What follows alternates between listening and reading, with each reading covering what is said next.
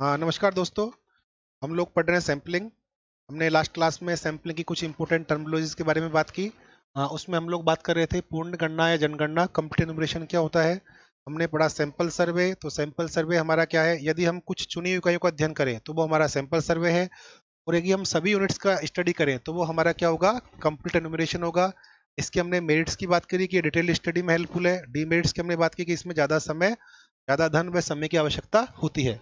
अब नेक्स्ट दोस्तों हम इसके अंदर देखते हैं हमारी इंपोर्टेंट टेक्निकल पार्ट। सेशन यहाँ से स्टार्ट हो रहा है कि नॉन सैम्पलिंग एरर्स क्या होती है। यहाँ से क्वेश्चन भी एग्जाम में काफी बार बना हुआ है। तो बात करेंगे हम लोग गैर प्रतिदर्शी त्रुटि, हम इसे हिंदी में कहते हैं और इंग्लिश में बोलते हैं इसे नॉन सैम्पलिंग एरर। तो नॉन सैम्पलिंग एरर क्या होती है दोस्तों, हमारे पास दो तरह की एरर राइज होती है सैम्पलिंग में। एक होती है नॉन सैम्पलिंग एरर और एक होती है हमारे पास सैम्पलिंग एरर। तो नॉन सैम्पलिंग एरर की बात करें तो दोस्तों जनरल वे में अगर मैं आपको समझाऊं नॉन सैम्पलिंग एरर क्या है, जो मिस्टेक्स हैं, जो भी मिस्टेक्स हैं, अब वो मिस्टेक चाहे प्रिंटिंग मिस्टेक हो, टाइपिंग मिस्टेक हो या ह्यूमन मिस्टेक्स हो, जो भी हमारी मिस्टेक्स हो सकती है सर्वे के स्टार्टिंग से लेकर एंड तक किसी भी स्टेप्स पर, वो आपकी कहलाएगी नॉन सैम्पलिंग एरर। अब इसको ब्रॉड वे में लें तो नॉन सैम्पलिंग एरर हमारी क्या है, जो भी हम गलतियां करते हैं, जो मशीन में टाइपिंग मिस्टेक्स होती है और पब्लिकेशन मिस्टेक होती है, तो ये कहलाती है हमारी नॉन सैम्पलिंग एरर।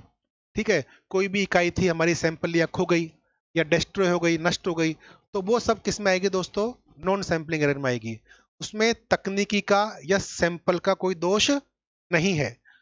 तो वे त्रुटियां जो समंको के अवलोकन, विश्लेषण तथा प्रसंस्करण के दौरान उत्पन्न होती है, गैर प्रतिचयन त्रुटियां कहलाती हैं। Error arise in inspection of data, analysis और प्रोसेसिंग ऑफ डेटा। तो दोस्तों अगर मैं बात करूं, जब भी हम कोई सर्वे करते हैं, सर्वे का एक बहुत बड़ा ब्रॉड पार्ट होता है। जब भी हम सर्वे करते हैं पहले प्लान बनाते हैं, उसका ऑब्जेक्ट तय करते हैं, फिर प्लान बनाने के बाद दोस्तों हम उसके आगे की स्टडी की, फर्दर स्टडीज के बारे में बात करते हैं कि सैंपल कहाँ से लेने, कहाँ से नहीं लेने। सैंपल कलेक्शन करते हैं। कलेक्शन करने के लिए हम इकाइयों के कई बार इंटरव्यू भी लेते हैं और भी बहुत सारे प्रोसेस होते हैं। तो वो सारा काम हम लोग करते हैं।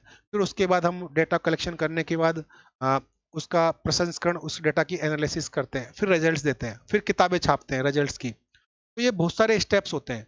तो अवलोकन, विश्लेषण, प्रसंस्करण मतलब डेटा का इकट्ठा करना, इंस्पेक्ट करना और भी जो भी वर्क है, और इसके अलावा उसको प्रोसेस करना। तो इन सब के बीच में जो एरर अराइज होती है वो कहलाती है मेरी नॉन सैम्पलिंग एरर। जो भी हमने वर्क किया उसमें जो भी गलतियां हुई, जो भी मिस्टेक्स हुई, वो हमारी नॉन सैम्पलिंग एरर होगी। दोस्तों यहाँ से जो क्वेश्चन आता है उसमें आता है कि नॉन सैम्पलिंग एरर कौन सी है और कौन सी नहीं है। अगर आपने इसको अच्छे से समझ लिया तो ब्रॉडली क्लासिफाइड हो जाएगी।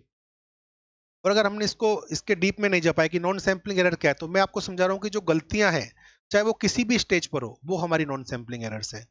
और जो टेक्निक है, टेक्निक की वजह से कुछ एरर आ रही है, वो हमारी सैम्पलिंग एरर होगी। जैसे सपोज करो हमने क्या किया, आगे हम पढ़ेंगे सैम्पलिंग एरर में, तब इसकी बात करेंगे। तो यहां से एक चीज इंपॉर्टेंट है, यहां से क्वेश्चन आया हुआ है कि नियोजन से निष्पादन। नियोजन का मतलब प्लानिंग से लेकर एग्जीक्यूशन। देखो वर्ड लिखा हुआ है, प्लानिंग टू एग्जीक्यूशन। नियोजन से लेकर, नियोजन से निष्पादन के किसी भी चरण में अगर कोई एरर आ रही है, मतलब प्लानिंग से लेकर एग्जीक्यूशन तक, जब तक हम लास्ट में एग्जीक्यूट नहीं कर पाते तब तक कहीं भी बीच में किसी भी स्टेप्स में जो एरर आएगी उसको हम क्या कहते हैं, नॉन सैम्पलिंग एरर कहते हैं। दोस्तों एग्जाम में आया हुआ क्वेश्चन है कि नियोजन से निष्पादन के किसी भी स्तर पर अराइज होने वाली या प्रकट होने वाली जो त्रुटि है वह क्या कहलाती है, तो हमारा आंसर होगा नॉन सैम्पलिंग एरर। नियोजन में गलती की मतलब प्लानिंग में गलती की तो एरर आएगी, कहीं सैंपल लेने में गड़बड़ी की तो एरर आएगी, कुछ सैंपल खो गया तो एरर आएगी, कुछ टाइपिंग मिस्टेक कर दिया तो एरर आएगी। तो ये बहुत सारी एरर्स होती हैं जो अलग अलग स्टेज पर कहीं भी हो सकती है। इन सबको हम क्या कहते हैं दोस्तों, इन सबको कहते हैं नॉन सैम्पलिंग एरर। जैसे एग्जांपल दे रखा अपूर्ण प्रश्नावलियां, जैसे माना कि हम सैंपल लेने गए और एक क्वेश्चन एयर लेके गए, क्वेश्चन एरिया दूरी है तो इन्फॉर्मेशन पूरी कहां से आएगी। सारणियन में प्रस्तुतिकरण में त्रुटियां, मतलब टेबुलेशन में गलती, प्रेजेंटेशन में गलती, प्रिंटिंग में गलती, तो ये सब दोस्तों क्या कहलाती है, नॉन सैम्पलिंग एरर कहलाती है। अब दोस्तों नॉन सैम्पलिंग एरर की क्या क्या विशेषताएं, उसके बारे में हम बात करेंगे। नॉन सैम्पलिंग एरर की पहली विशेषता है, जैसे जैसे प्रतिदर्श का आकार बढ़ता है वैसे वैसे गैर प्रतिदर्शी त्रुटियां भी बढ़ती है। अब दोस्तों यहां से क्वेश्चन आता है एग्जाम में कि यदि सैंपल का साइज बढ़ाया जाए, if sample size is increase then non sampling error decrease होगी, यथावत रहेगी या इंक्रीज होगी। अब दोस्तों अगर मैं इसको सिंपल वे में समझूं, जिसको बोलते हैं कॉमन सेंस, अगर सैंपल साइज बढ़ाएंगे तो हमारे पास जो काम है वो बढ़ेगा या घटेगा? हमारे पास अगर बात करें, अगर मैं सैंपल साइज बढ़ाऊंगा तो मेरे पास वर्क बढ़ेगा। जैसे माना कि मैं मुझे 5 सैंपल की स्टडी करनी है और अब मुझे कोई कहता है कि 500 सैंपल की स्टडी करनी है, तो 500 सैंपल की स्टडी करने के लिए मुझे ज्यादा काम करना पड़ेगा, ज्यादा लोग चाहिए, ज्यादा मशीनें चाहिए और बहुत सारे लोग चाहिए। तो जैसे ही काम बढ़ेगा वैसे ही नॉन सैंपलिंग एरर बढ़ जाएगी, क्योंकि गलतियां भी बढ़ेगी, काम बढ़ेगा तो गलतियां भी बढ़ेगी, मिस्टेक्स भी बढ़ेगी। तो जैसे जैसे सैंपल साइज हम बढ़ाते हैं वैसे वैसे नॉन सैंपलिंग एरर बढ़ती जाती है। मैंने कहा mistakes he non sampling error है। तो अगर हम सैंपल साइज बढ़ाएंगे तो वर्क बढ़ेगा, और वर्क बढ़ेगा तो हमारी नॉन सैंपलिंग एरर भी बढ़ेगी। तो ये आपको समझना जरूरी है कि नॉन सैंपलिंग एरर क्या होती है और सैंपल साइज बढ़ाने से इसमें क्या फर्क पड़ता है। तो दोस्तों जैसे जैसे प्रतिदर्श का आकार बढ़ता है, जैसे जैसे प्रतिदर्श का आकार बढ़ता है, गैर प्रतिदर्शी त्रुटियां भी बढ़ती हैं। If sample size is increase then non sampling error will be decrease. ठीक है। अब दोस्तों बात आती है कि नॉन सैंपलिंग एरर कहाँ तो प्रेजेंट होती है और कहाँ नहीं होती है। देखो दोस्तों, आगे अब एक बार हम वापस पहले हम सैंपलिंग एरर पढ़ लेते हैं, उसके बारे में इसके बारे में वापस से बात करेंगे। देखो सैंपलिंग एरर क्या है। सैंपलिंग एरर मैंने दोस्तों कहा था error arise due to sample, या जो हमारी सैंपलिंग की टेक्निक है। टेक्निक क्या कहती है कि हम पूरे समग्र का अध्ययन नहीं करके उसमें से कुछ चुन ले और उसके आधार पर समग्र के बारे में अनुमान लगा ले। अब दोस्तों सीधी सी बात है, अगर हम पूरे समग्र का अध्ययन नहीं करके कुछ चुनी इकाई का अध्ययन करेंगे तो हमें एग्जैक्ट रिजल्ट तो नहीं मिलेगा, उसके आसपास मिल जाएगा। तो एग्जैक्ट और उसके आसपास में जो डिफरेंस है वही हमारी सैंपलिंग एरर है। तो सैंपलिंग एरर क्या है? समष्टि के कुछ चुने हुए अंश के द्वारा समष्टि के बारे में निष्कर्ष निकालने में होने वाली त्रुटि प्रतिदर्शी त्रुटि कहलाती है। Error arise due to sample is known as sampling error. English में बड़ा सिंपल है। फॉर एन एग्जांपल, जैसे सपोज करो दोस्तों एक क्लास में 100 स्टूडेंट्स हैं, अब मुझे इसकी एवरेज हाइट निकालनी है। तो एक काम तो मैं करूँ कि 100 स्टूडेंट्स की मैं टोटल हाइट लूँ, फिर उसका एवरेज निकालूं। तो उसमें तो कोई एरर होगी नहीं, क्योंकि हमने क्या किया है, कंप्लीट एनुमरेशन किया है। लेकिन अगर मैं इस 100 में से 10 का सैंपल ले लूं, क्या ले लूं दोस्तों?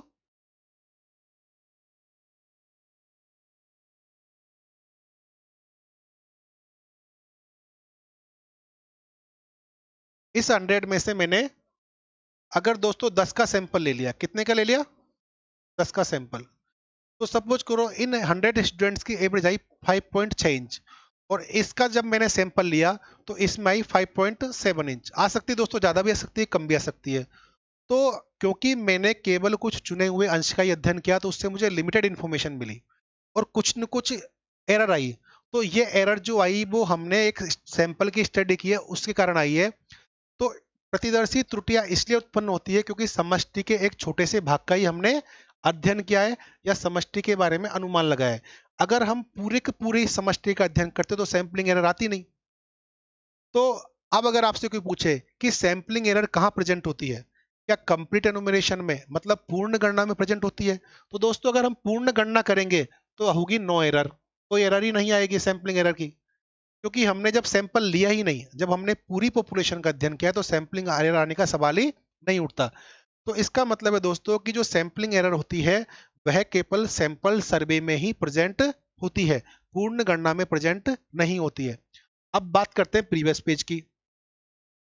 प्रीवियस पेज पे लिखा हुआ है कि गैर प्रतिदर्शी त्रुटियां मतलब नॉन सैंपलिंग एरर पूर्ण गणना, संपूर्ण गणना और प्रतिदर्श सर्वेक्षण सैंपल सर्वे दोनों में ही प्रेजेंट होती है। दोस्तों नॉन सैंपलिंग एरर क्या है? मिस्टेक्स। अब मिस्टेक्स तो चाहे सैंपल की स्टडी करो चाहे पॉपुलेशन ही करो, मिस्टेक्स तो होने, क्योंकि ह्यूमन मिस्टेक्स है, कहीं प्रिंटिंग मिस्टेक्स हैं, टेबुलेशन मिस्टेक्स हैं, तो मिस्टेक्स तो होने के चांसेज रहते ही हैं। इसीलिए जो नॉन सैंपलिंग एरर है, नॉन सैंपलिंग एरर की मैं बात करूं तो नॉन सैंपलिंग एरर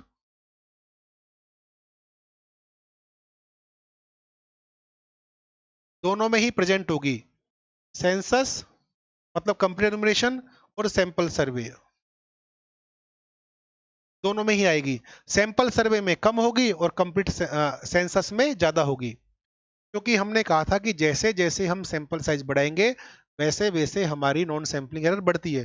तो सैंपल सर्वे में तो नॉन सैंपलिंग एरर होगी कम, और सेंसस में होगी ज्यादा, क्योंकि ज्यादा स्टडी की हमने, लेकिन होगी दोनों में। तो आपसे पूछता है कि non sampling error is present, sample survey में होती है, यस होती है, सेंसस में होती है, यस होती है, दोनों में होती है, यस होती है। तो हमारा आंसर होगा दोनों में ही नॉन सैंपलिंग एरर प्रेजेंट होती है। लेकिन साथ में ध्यान क्या रखना है कि जैसे जैसे सैंपल का आकार बढ़ेगा गैर प्रतिदर्शी त्रुटियां भी बढ़ती है। और नेक्स्ट पेज पे हमारा जो है, हमारा क्या है कि प्रतिदर्शी, अब दोस्तों यहां इसमें देखते हैं, जैसे जैसे प्रतिदर्श का आकार बढ़ाया जाता है तो प्रतिदर्शी त्रुटियां भी कम होती जाती है। तो दोस्तों अगर मैं बात करूं, जैसे जैसे हम सैंपल साइज बढ़ाएंगे वैसे वैसे हमारी सैंपलिंग एरर कम होगी। दोस्तों जैसे मैंने यहाँ पर 10 छात्रों का अध्ययन किया तो मुझे एक डेटा मिला, अब मैं 10 की जगह 20 का करूंगा तो मुझे और अच्छा रिजल्ट मिलेगा, 30 का करूंगा तो और अच्छा मिलेगा, 40 का करूंगा तो और अच्छा मिलेगा। तो जैसे जैसे सैंपल साइज बढ़ाएंगे हम स्टडी का एरिया भी बढ़ा रहे हैं, और एरिया बढ़ेगा तो हमें ज्यादा इन्फॉर्मेशन मिलेगी, और ज्यादा इन्फॉर्मेशन मिलेगी तो हमारी सैंपलिंग एरर कम होती जाएगी। तो दोस्तों अब ये एक साथ क्वेश्चन आता है, क्वेश्चन कैसा आता है कि यदि प्रतिदर्श का आकार बढ़ाया जाए तो निम्न में से सत्य है। अब पहला ऑप्शन होगा सैंपलिंग एरर, मतलब sampling error will be increase, non sampling error will be decrease. तो ये आंसर गलत हो गया। दूसरा ऑप्शन हो गया sampling error will be decrease, non sampling error will be increase. तो ये हमारा आंसर से हो जाएगा। जैसे जैसे हम सैंपल साइज बढ़ाएंगे तो दोस्तों हमारी प्रतिदर्शी त्रुटि वो तो होती जाएगी कम, और गैर प्रतिदर्शी त्रुटि बढ़ती जाएगी। इसका एक डायग्राम भी बनाऊंगा मैं आगे, एक बार इसको पढ़ लेते हैं। नेक्स्ट पेज पर हम देखते हैं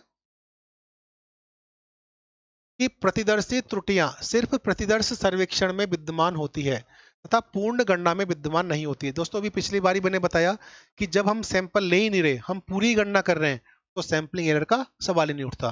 तो पूर्ण गणना में सैंपलिंग एरर हमारी एब्सेंट होती है।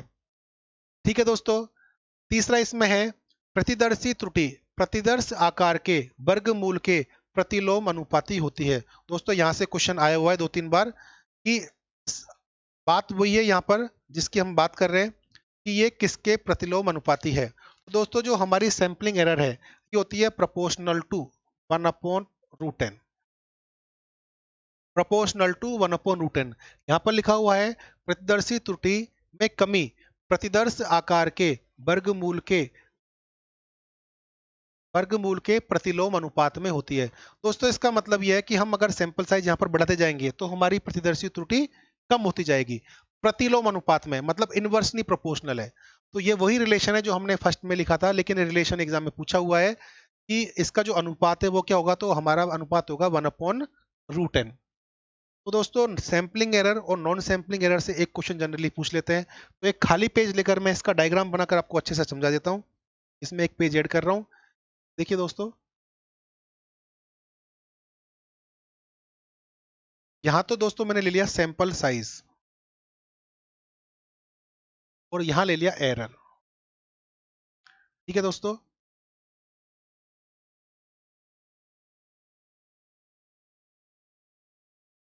देखिए दोस्तों,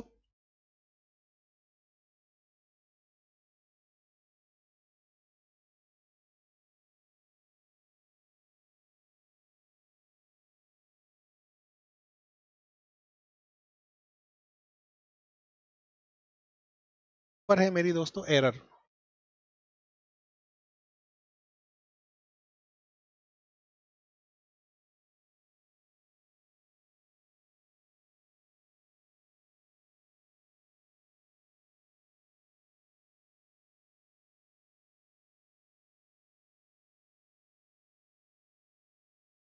दोस्तों इस डायग्राम से बिल्कुल क्लियर हो जाएगा। देखो जैसे जैसे सैंपल साइज बढ़ाएंगे, जैसे जैसे सैंपल साइज बढ़ाते जाएंगे दोस्तों, तो हमारी नॉन सैंपलिंग एरर बढ़ती जाएगी। आप बिल्कुल ऐसे याद रखना कि सैंपल साइज बढ़ाने पर हमारा वर्क बढ़ेगा, वर्क बढ़ेगा तो गलतियां बढ़ेगी, गलतियां बढ़ेगी तो नॉन सैंपलिंग एरर बढ़ेगी। तो जैसे जैसे हम सैंपल साइज बढ़ाएंगे हमारा नॉन सैंपलिंग एरर दोस्तों बढ़ती जाएगी, और जैसे जैसे सैंपल साइज बढ़ाएंगे हमारी सैंपलिंग एरर कम होती जाएगी।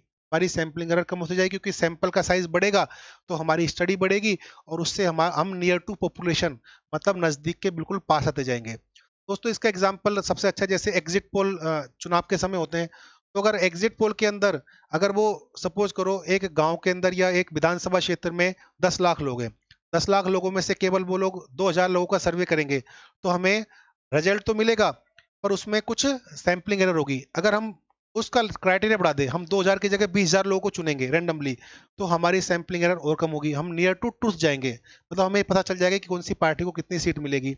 और अगर हम और सैंपल साइज बढ़ाएंगे, 20,000 की जगह अगर हम 2 लाख सैंपल ले लेंगे तो हमें और अच्छे से पता चलेगा। तो जैसे जैसे सैंपल साइज बढ़ाते जाएंगे, सैंपलिंग एरर तो होती जाएगी कम और नॉन सैंपलिंग एरर बढ़ती जाएगी। ठीक है दोस्तों, अगर मैं बात करूं सेंसस में, सेंसस में क्योंकि पूर्ण गणना होती है, तो पूर्ण गणना में हम सैंपल लेते नहीं है, तो सेंसस के अंदर सैंपलिंग एरर होती है एब्सेंट, उपस्थित नहीं होती है। और बात करता हूं नॉन सैंपलिंग एरर की, तो वो सैंपल सर्वे में भी और सेंसस में दोनों में विद्यमान होती है, क्योंकि वो कैलकुलेशन वहां पर दोनों की ही करनी पड़ती है। तो ठीक है दोस्तों, ये हमारी बात हुई सैंपलिंग एरर की और नॉन सैंपलिंग एरर की। तो यहाँ से काफी बार क्वेश्चन एग्जाम में आया हुआ है, तो आपको यहाँ पर अच्छे से इसमें देखना है।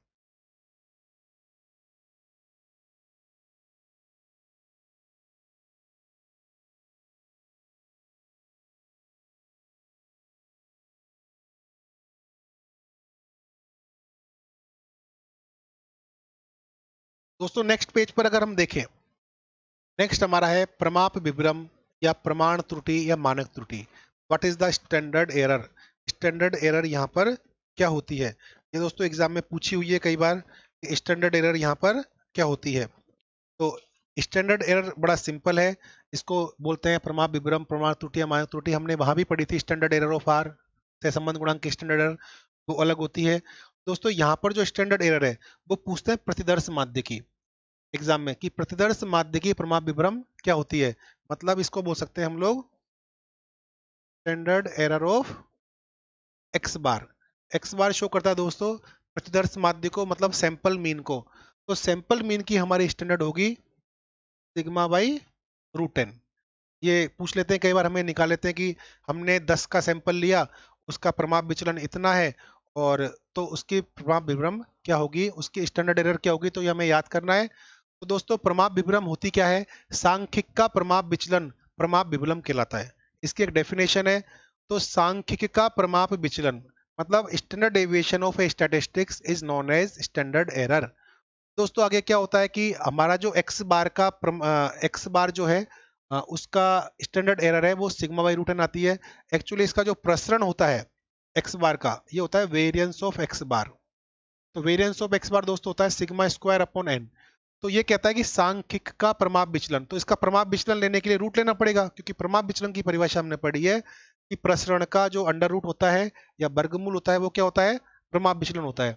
तो एक सांख्यिक है, उसका ये प्रसरण है, तो प्रसरण का जो रूट है सिग्मा स्क्वायर अपॉन एन, इसका आंसर आ जाएगा हमारा सिग्मा बाई रूट एन। तो सांख्यिक का प्रमाप विचलन प्रमाप विभ्रम कहलाता है। तो हमें यहाँ पर याद रखना है दोस्तों, डेफिनेशन भी याद रखनी है कि सांख्यिक का प्रमाप विचलन मतलब standard deviation of statistics is known as standard error, और हमारा यहाँ पर होगा सिग्मा बाई रूट एन।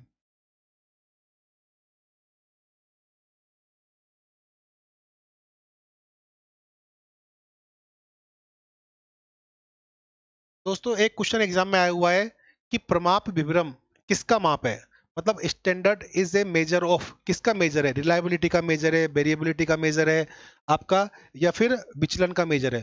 दोस्तों ध्यान रखना, प्रमाप विचलन तो हमारा डिस्पर्जन का मेजर है, हमने पढ़ा था, अपकिरण का माप है। लेकिन हमारी जो प्रमाप विभ्रम है ये माप है विश्वसनीयता का। इसका माप है दोस्तों विश्वसनीयता का।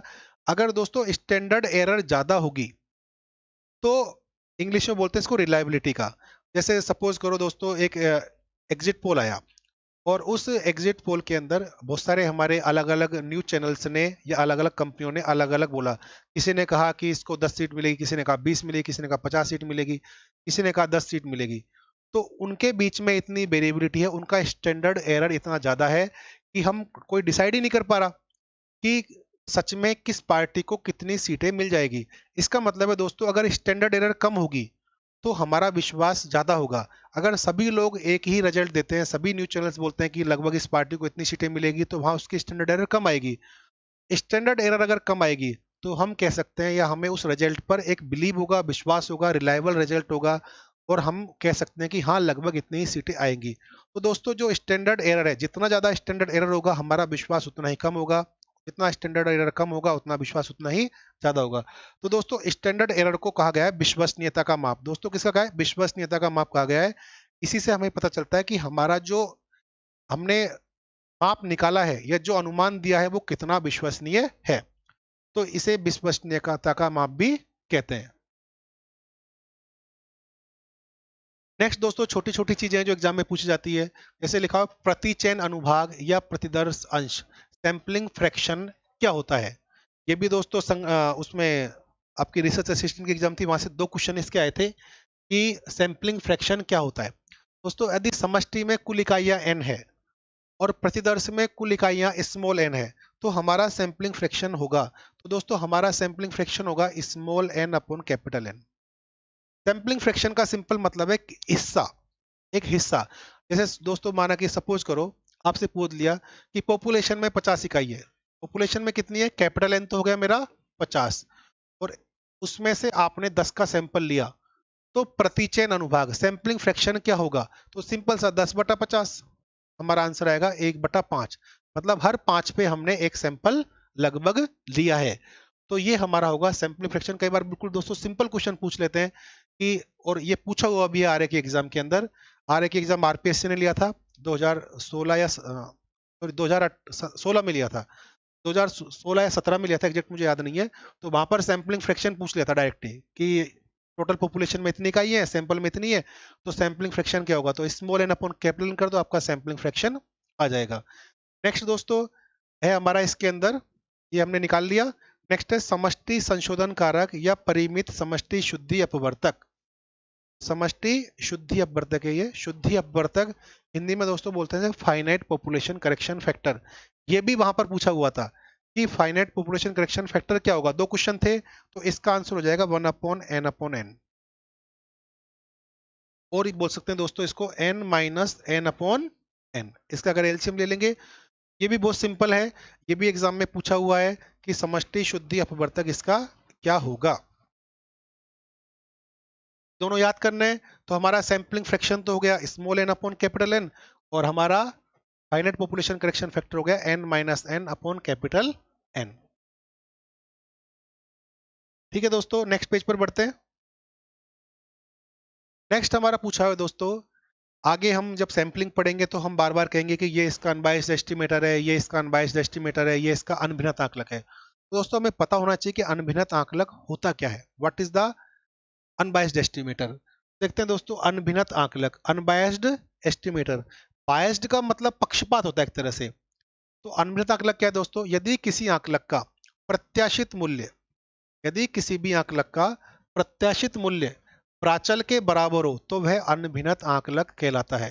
ये दोस्तों समझने में थोड़ा सा डिफिकल्ट है कि अनभिन्नत आंकलक बेसिकली है क्या या अनबायस्ड एस्टिमेटर क्या है। इसका दोस्तों मैं आपको एक सिंपल सा एग्जांपल देके बता रहा हूँ कि what is the unbiased estimator.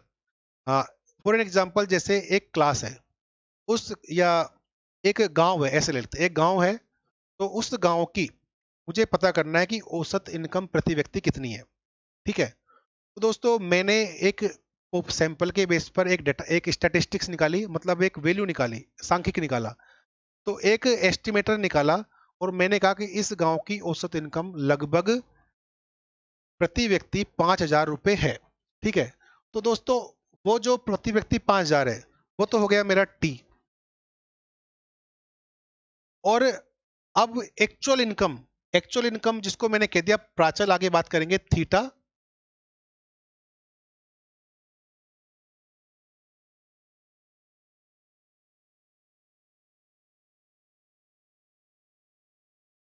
इधर ही देखते हैं दोस्तों, देखो यदि हमारे आकलन का प्रत्याशित मूल्य यदि एक्चुअल के बराबर है, मतलब प्राचल मूल्य के बराबर है। प्राचल मूल्य आगे पढ़ेंगे, हम 2 बात करेंगे, प्राचल और सांख्यिकी। दोस्तों सिंपल वे में अगर मैं इसको समझाने की कोशिश करूं कि एक्सपेक्टेड वैल्यू ऑफ एस्टिमेटर, मतलब हमने जो आकलन दिया वो लगभग, उसका प्रत्याशित मूल्य का मतलब होता है लगभग।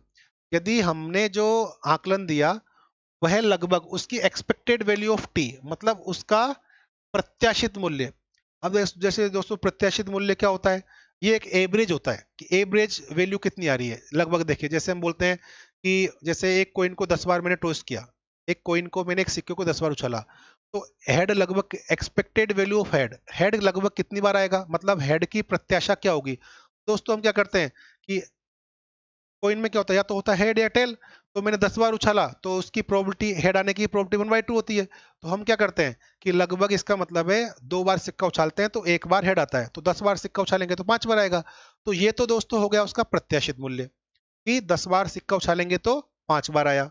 अब जब मैंने एक्चुअल उछाला, ये तो प्रत्याशित है कि मैंने लगभग माना है कि 10 बार सिक्का उछालूंगा तो 5 बार हेड आएगा, ठीक है।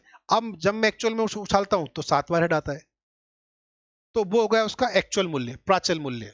तो अगर हमारा प्रत्याशित मूल्य प्राचल मूल्य के बराबर हो, मतलब अनुमानित मूल्य एक्चुअल के बराबर हो, तो हम कहेंगे कि हमारा जो आकलन है वो कैसा है, अनभिनत है, या कैसा है दोस्तों, वह आकलन हमारा क्या है, अनभिनत है या फिर अनबायस्ड है।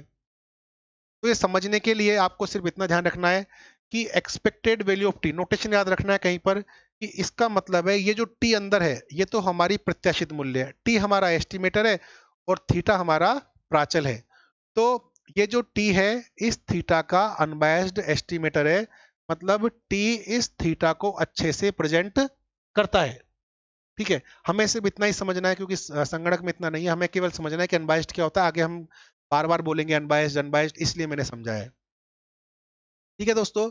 तो आपको ये नोटेशन याद रखना है कि अगर कहीं भी कुछ लिख दे, जैसे मैंने यहाँ लिख दिया एक्सपेक्टेशन ऑफ जेड और यहाँ लिख दिया थीटा, इसका मतलब जो एक्सपेक्टेशन के अंदर है उस जेड की एक्सपेक्टेशन थीटा के बराबर है, इसका मतलब जेड हमारा क्या है, थीटा का अनबायस्ड एस्टिमेटर है।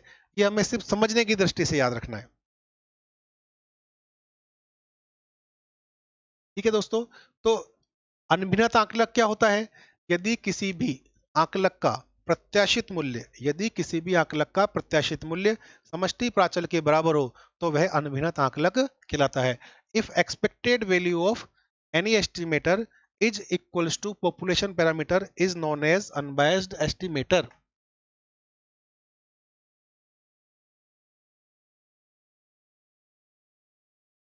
अब दोस्तों नेक्स्ट होता है अभिनत आंकलक। बायस्ड एस्टिमेटर क्या है, बायस्ड कुछ नहीं है, यदि इसका मूल्य इसके बराबर नहीं हो तो बायस्ड हो जाएगा, मतलब हमने जो अनुमान दिया है वो सही नहीं है। यदि किसी भी आंकलक का प्रत्याशित मूल्य समष्टि प्राचल के बराबर न हो तो वह अभिनत आंकलक होगा। दोस्तों बायस्ड को इंग्लिश में बोलते हैं, अब हिंदी में बोलते हैं अभिनत। तो अगर दोस्तों ध्यान रखो, एक्सपेक्टेशन ऑफ टी,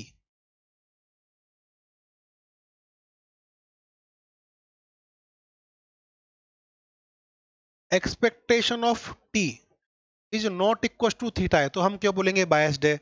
अब दोस्तों बायस्ड जो होता है वो दो तरह का होता है, एक होता है पॉजिटिवली बायस्ड, एक होता है नेगेटिवली बायस्ड, मतलब सकारात्मक अभिनति और नकारात्मक अभिनति। अब दोस्तों अगर मैं कहूं कि expectation of T minus theta greater than zero है, मतलब प्रत्याशित मूल्य प्राचल से बड़ा है, तो ये क्या कहलाएगा, ये कहलाएगा सकारात्मक अभिनति या पॉजिटिवली बायस्ड। क्या कहलाएगा दोस्तों, सकारात्मक अभिनति या पॉजिटिवली बायस्ड। सिर्फ समझ आने के लिए बता रहा हूं, हमें इतना डीप में नहीं जाना है। और अगर मैं कहूं कि expectation of T minus theta less than zero है तो ये क्या होगा, नेगेटिवली बायस्ड, मतलब नकारात्मक अभिनति। अगर हम एक्चुअल से कम करके दिखाएं तो नेगेटिवली बायस्ड, एक्चुअल से ज्यादा दिखाएं तो पॉजिटिवली बायस्ड। तो ये हमारी दोस्तों अनबायस्डनेस के और बायस्डनेस के एक छोटा सा जस्ट मैंने समझाने की इसमें कोशिश की है, ठीक है दोस्तों। नेक्स्ट पेज की तरफ बढ़ते हैं। अभी हम बात कर रहे थे कि सांख्यिक क्या होता है और प्राचल क्या होता है। दोस्तों मोस्ट इंपोर्टेंट है, एग्जाम में काफी बार क्वेश्चन है यहां से आए हुए हैं, सांख्यिक और प्राचल से। तो दोस्तों सांख्यिक होता क्या है, सांख्यिक है जैसे सपोज करो ध्यान से समझना दोस्तों, एक पॉपुलेशन है, इस पॉपुलेशन में 100 यूनिट्स है, ठीक है, और इसमें से मैंने एक छोटा सैंपल लिया 10 का, 10 का क्या लिया दोस्तों, सैंपल। तो दोस्तों सांख्यिक क्या होता है, प्रतिदर्श के अचर सांख्यिक कहलाते हैं, या प्रतिदर्श समंकों के द्वारा प्राप्त किए गए मूल्य सांख्यिक मूल्य कहलाते हैं या सांख्यिक कहलाते हैं। इंग्लिश में बोलते हैं constants of sample is known as statistic. अब ध्यान रखना दोस्तों, सपोज मुझे एवरेज हाइट निकालनी है, एक क्लास में 100 छात्र हैं। अब मुझे क्या करना है, मैंने 10 का सैंपल ले लिया और 10 के सैंपल के आधार पर बोल दिया कि एवरेज हाइट इतनी है। तो अगर मैं सैंपल के आधार पर कोई भी मूल्य निकालूं तो वो मेरा कहलाएगा सांख्यिक। याद रखने का तरीका दोस्तों, एस फॉर सांख्यिक, S for sample, S for सांख्यिक और एस फॉर सैंपल। मतलब सैंपल से जो निकले वो सांख्यिक। क्लियर? सैंपल से जो निकले वो सांख्यिक, या S for statistics, S for sample, बात एक ही है। और अब बात करते हैं प्राचल की। तो प्राचल क्या है? P for population, P for प्राचल। मतलब पी से प्राचल, एस से सैंपल। तो एस से हमारा हो गया सांख्यिक जो कि सैंपल का पार्ट है, और पी से हो गया प्राचल जो कि पॉपुलेशन का पार्ट है। तो समष्टि के अचर प्राचल कहलाते हैं, जो समष्टि समंकों द्वारा प्राप्त किए गए मूल्य या समष्टि समंकों द्वारा प्राप्त किए गए मूल्य प्राचल कहलाते हैं। तो दोस्तों सिंपल है, आपको मैं एक एग्जांपल देके समझा रहा हूं। एग्जांपल क्या है? सिंपल वे में अगर मैं कहूं कि किसी भी समष्टि में से कुछ प्रतिदर्श चुनकर कोई मूल्य निकाला तो रहेगा सांख्यिक। और अगर मैंने सभी इकाइयों को काम में लिया समष्टि की तो होगा प्राचल। जैसे एक सिंपल सा एग्जांपल है, अगर मैं बात करूं कि मुझे निकालना है समांतर माध्य। ठीक है, एक पॉपुलेशन में 100 इकाई है। अगर सभी 100 इकाइयों को जोड़कर समांतर माध्य निकालूं तो वो समांतर माध्य मेरा कहलाएगा प्राचल। और उस 100 इकाइयों को काम में लेकर उसमें से केवल मैं 10 इकाई चुन लूं और उसका समांतर माध्य निकालूं तो वही समांतर माध्य कहलाएगा मेरा सांख्यिक। दोस्तों ध्यान रखना इसके अंदर कि आपका सांख्यिक क्या है और प्राचल क्या है। तो सिंपल वे में प्राचल क्या है? प्राचल है पॉपुलेशन का पार्ट जो समष्टि की सभी इकाइयों को लेकर काम में लिया गया है। और सांख्यिक क्या है? आपका प्रतिदर्श का पार्ट जो केवल सैंपल्स के यूज करते हुए निकाला गया है। ठीक है दोस्तों, एक लास्ट आज हम बात करेंगे त्रुटि की, कि त्रुटि क्या होती है। स्टैटिस्टिक्स में त्रुटि का मतलब क्या होता है? त्रुटि का मतलब यहाँ गलती से नहीं है, त्रुटि है वास्तविक व अनुमानित मूल्य में अंतर। दोस्तों हम क्या करेंगे, एक सैंपल लेके एक एस्टिमेटेड वैल्यू निकालेंगे, उससे जो ओरिजिनल वैल्यू आएगी उसमें कुछ न कुछ डिफरेंस रहेगा। तो वास्तविक और अनुमानित मूल्य में जो अंतर होगा उसी को ही दोस्तों हम क्या कहेंगे, त्रुटि कहेंगे। तो ये हमारी त्रुटि की यहाँ पर जनरल डेफिनेशन है। दोस्तों यहाँ पर जो हमारे ये सांख्यिक है ये आपका इंपोर्टेंट है, और प्राचल है ये भी इंपोर्टेंट है, दोनों एग्जाम में काफी बार पूछे हुए हैं। बढ़ते हैं नेक्स्ट पेज की तरफ।